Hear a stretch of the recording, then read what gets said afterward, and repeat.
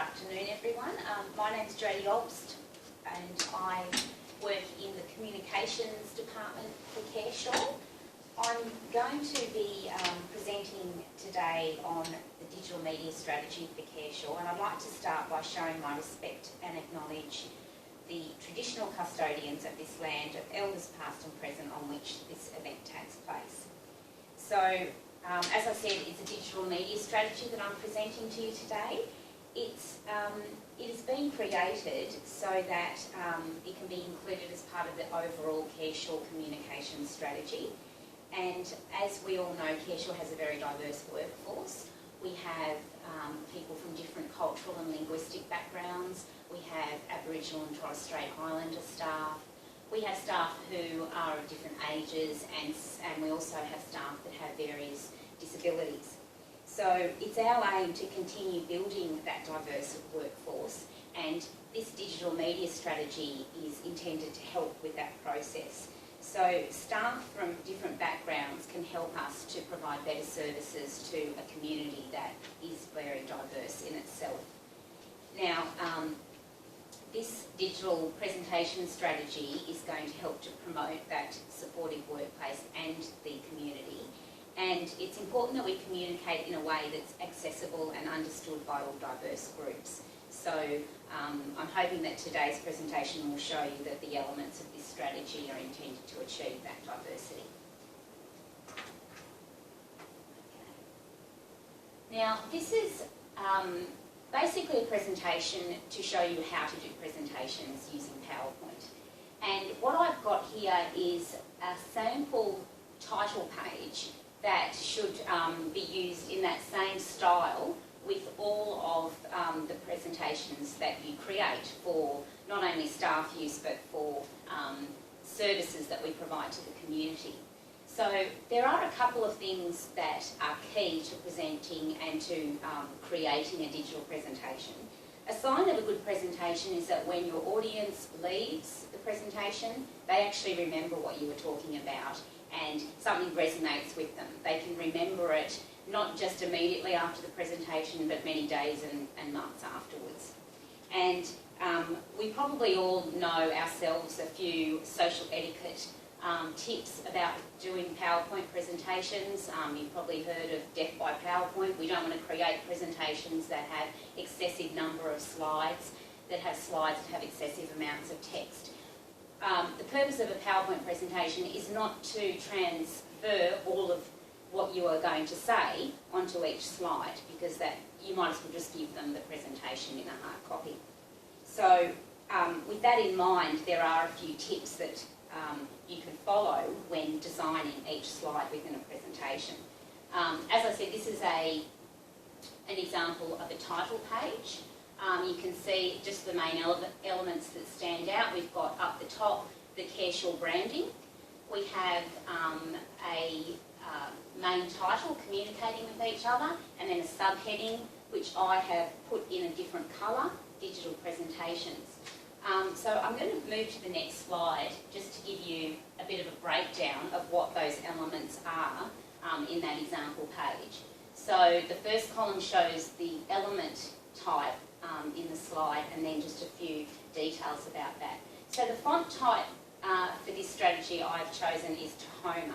Tahoma is what's known as a sans serif font, and there are serif fonts and sans serif fonts. The sans serif fonts are actually the cleaner, sharper fonts. A lot of people say the serif fonts are those with sort of the little flicks at the end of each character. So we've chosen a sans serif font. That's actually a lot more readable for those that might have vision impairments, and it just helps to keep the screen a lot less busy, I guess, so easier to read.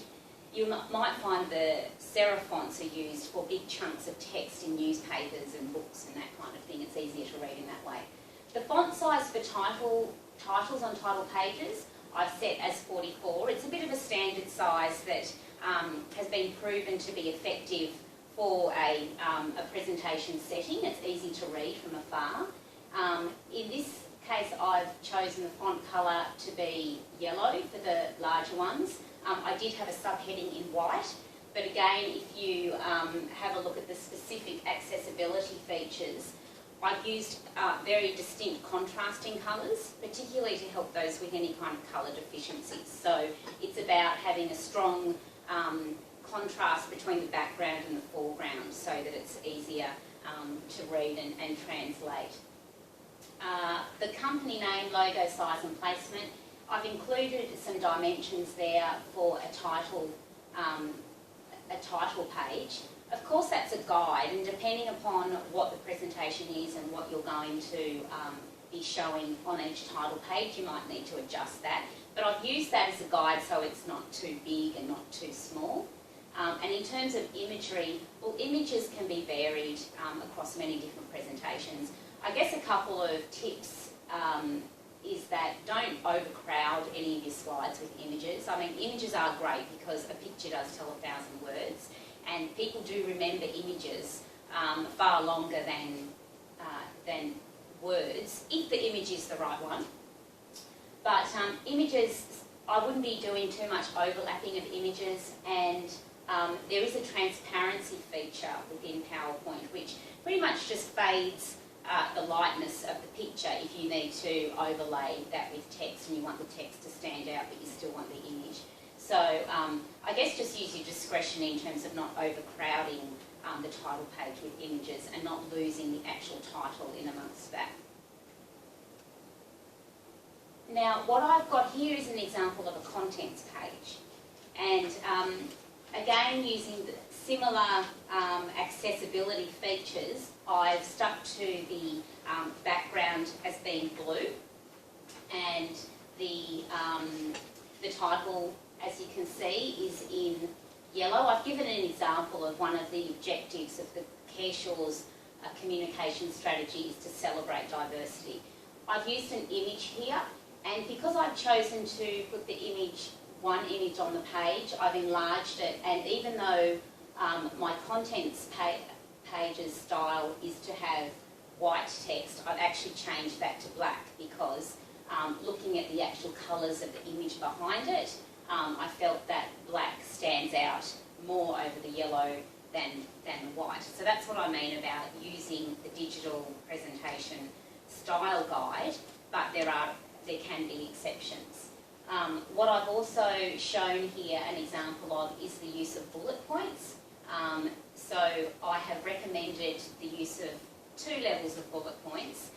One tip really is not to do too much nesting of bullet points. The reader and the audience can get lost in the detail, and really if you're starting to nest too much, you need to sort of pull back, have a look at your content and decide what needs to be a new point, or reducing the amount of text. And I've also used familiar bullet point icons, I guess, for want of a better word, so the rounded filled in circle for the top level and then the arrows for the second level. They're probably universally known and accepted. There are, as you know, many different icons that you can use for bullet points, and it also gives a bit of a professional edge to it as well. Can I ask a question? Sure. The CareSure logo down the bottom, can that be anywhere on that page? It doesn't have to be in a set spot on the page, on every page? Well, what I've done in the style guide, if you have a look at this, I've said the company name and logo size is the bottom right-hand corner of the slide. I think that should really be used as much as possible, but I think you can also see that in some instances, if I can just go back, in some instances, like for example, I think if there was an image that covered the whole screen, I don't think it would be wrong to exclude that CareSure image altogether, because sometimes it just may not fit right. But for the purposes of this presentation, telling you about all the different styles, I wanted to show it there. But definitely if you are using it, the bottom right-hand corner. Oops, okay. So I've pretty much just gone through all of these points in the previous screen. I didn't mention that the font type that I've chosen here is Helvetica. Again, it's another sans serif font, and it's been chosen because it's very similar to the title page font of Tahoma. So it almost seems like it's just a better fit where you've got title fonts and content fonts. It sort of it reads better. It's not two distinctly different fonts that don't seem to have any uniformity to it.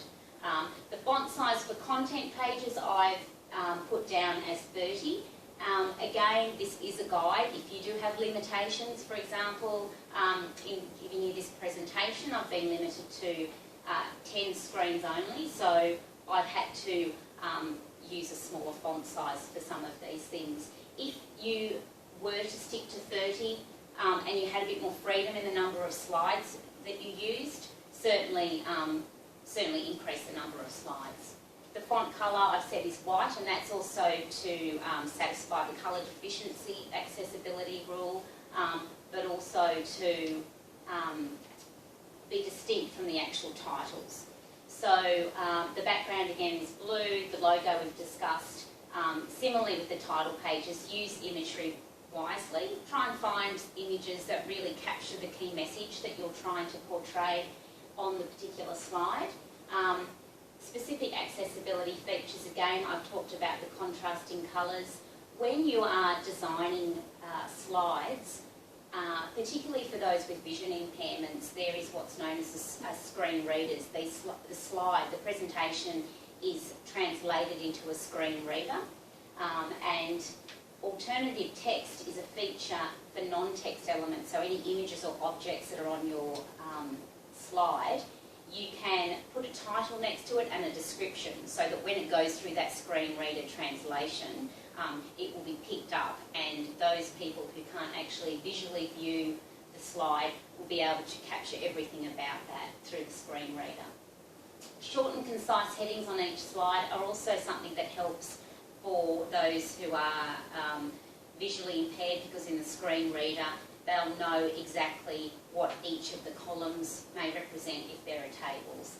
And translations for different languages. If you know that your audience will consist largely of people from a non-English speaking background, and presenting the digital presentation in English is not going to work for them, you would need to establish that early on so that you could recruit an interpreter to assist you in translating that. So they're all accessibility features that can help in promoting this in a diverse audience. Another thing, even for people from diverse age groups, being able to keep the content in simple English and short messages can sometimes help those who maybe just struggling a bit with the English or struggling with various terminology. Try and keep that very limited so that it's just more accessible for all age groups. I've got a question. You mentioned about the font colour being white because it relates to a colour deficiency accessibility factor. Yeah. Is there a palette of colours for that to satisfy that criteria, that you could go, right, if I'm presenting to some visually impaired people, I've got these options? Well, you can, this was just a choice, and this is probably a recommendation of yellow on blue and white on blue. It's about that stark contrast between the background and the foreground. But in addition to that, the Microsoft products have what's known as an accessibility checker. And once you've designed your PowerPoint slide, from the File menu, you go to File Info, you can select the accessibility checker. It runs through all of the elements of your presentation, including the colours, and it will pull up things that say this is going to be an issue for various accessibility groups like colour deficiency. So if that contrast isn't great enough, then it would get pulled up. So I imagine there are different strengths of contrast, and it is up to you to find that balance. But look, these colours have been decided based on good practice and research, you know, from websites and that kind of thing. Yeah. Okay, so in terms of using photographs for digital presentations, using photographs that aren't on the public domain of individuals and companies need to be handled very carefully, and it's really important that we at CareSure ensure that we've gotten informed consent from the subject of those photos before we actually use them. And there are a number of issues that you need to consider when using photos in your presentations. not only digital but otherwise, to ensure that we comply with not only Careshaw's policies but other government policies, legislation, etc. So the reason why we need to get informed consent from a privacy, confidentiality and disclosure perspective, any photos that are collected, stored and used need to be collected and stored and used in accordance with the Australian privacy principles, which are contained in the Privacy Act 1988, and those principles actually came into effect in 2014. So it's really important that any photo of an individual or company, that the subject of those photos know exactly how we're using the photo, why, the purpose, when we're going to be using it and for how long, so that they're well informed before they give us consent. And so all of those reasons are about providing total transparency to the affected person before they actually agree to us using their photo. We at Careshaw also have a duty of care when we're using photographs of people and companies. It's our responsibility to protect and ensure the safety of those people who are in those photos, and it's also our responsibility that we disclose to them the purpose and application and the potential exposure of photos. So before we even include those photos, we really have to have a good think about why we need the photo. Can we use a similar photo that's available freely? How long we're going to have those photos, how long are we going to be using the presentations, how long will it be available on our website, for example, who are the potential audiences that it might end up being shown to, all those kinds of things. And I've noted there that particular care needs to be made when handling images of children, because as you all probably know, those photos can get into the wrong hands and it can have quite traumatic effects on those involved. So we just need to be, as we said, we have a duty of care. We need to be careful when we're thinking about including photos and who the photos are for. And in terms of discrimination, there is legislation, there is a lot of legislation that is current about protecting Australians and other people from all types of discrimination. So there are things like the Australian Human Rights Commission Act, the Racial Discrimination Act, the Age Discrimination Act. All of those are in place to ensure that we're not discriminated against for our diversity. And so it's up to us at Careshaw to ensure that the photos of these people doesn't result in any discrimination against those people in terms of employment or in terms of treatment of those people through various services because of how they may physically look, how old they may be, what their cultural background is. So all of those things we need to consider before we use those photographs. And that's why sometimes in place of photographs, things like drawings and cartoons and that kind of thing might be a bit of a safer option, although you don't want to go to the other extreme where it's looking too informal and I guess looking a bit too casual and almost a bit jokey. You don't want to do that either. So you have to find a balance between what you use. So I've mentioned before some of the accessibility issues, some of the accessibility aids that we can incorporate into a digital presentation. I'm just summarising them here. As I've mentioned before, for the vision impaired, there are screen readers which translate everything on a slide into text so that they can, and then read audibly. There are screen magnifiers for those who may just have a slight visual impairment, and I also mentioned alternative text. Now, depending upon the purpose of your presentation, you may, in order to inform the audience that these aids are available, you may wish to make it available in those accessibility aid forms prior to a presentation, or you may actually want to deliver it in person first and then make it available to them. But just be mindful of what you want to do when you want to provide it for all the different groups, if you want a staged approach or if you want everyone to have the notes beforehand. make sure you know that so that you can incorporate that into any promotion or advertising for the presentation before it actually takes place. For the hearing impaired, there are speech-to-text translators, even just putting together some presentation notes and handouts. That also helps for those that have hearing impairments.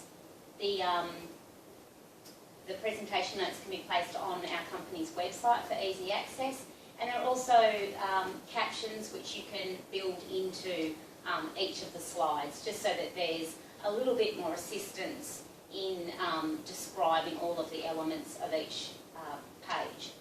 For those that come from a non-English speaking background in your audience, an interpreter, as I've said before, may be a useful investment if there is a high proportion of the audience that needs translations.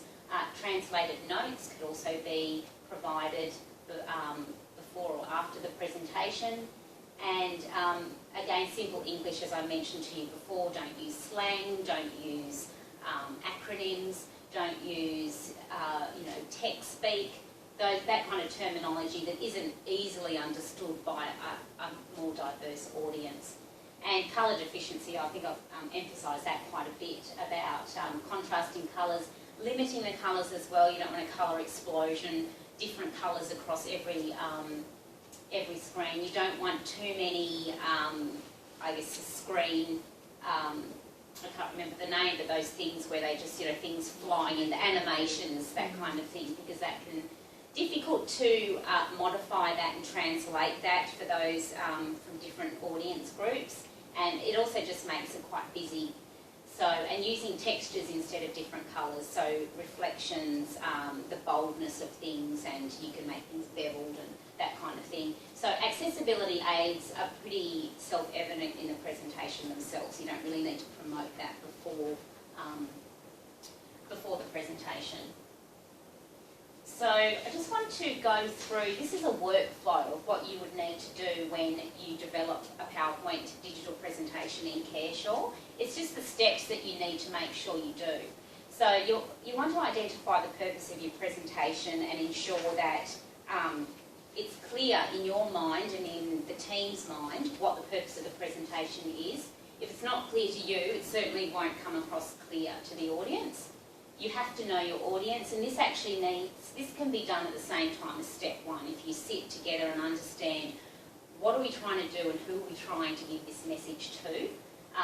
From that you can develop your content, get a bit of a skeleton framework of what it is you want to convey to the audience, and also at the same time make sure that it's aligning with Careshaw's policies and its strategies in terms of what the services are that it's trying to provide to the community and what it's trying to provide for its own staff. Now, before you go too far, I've put in a step there to seek management approval of the content. It's a lot easier and cheaper to change the content up front before you go into any development than once you've gone through all the development, created aids, and find that you're actually on the wrong track to start off with. So once you've sought approval of the content, it's time to identify the accessibility aids. That's step 5, and that would have been thought about when you worked out who your audience was. You can start getting some ideas about where you want to invest in terms of the accessibility aids. You probably know that some are cheaper to develop, others aren't, but again it depends on who's actually in your audience. That's when you can design and develop your PowerPoint presentation using the style guide that I've now presented to you, and you can also develop the accessibility aids.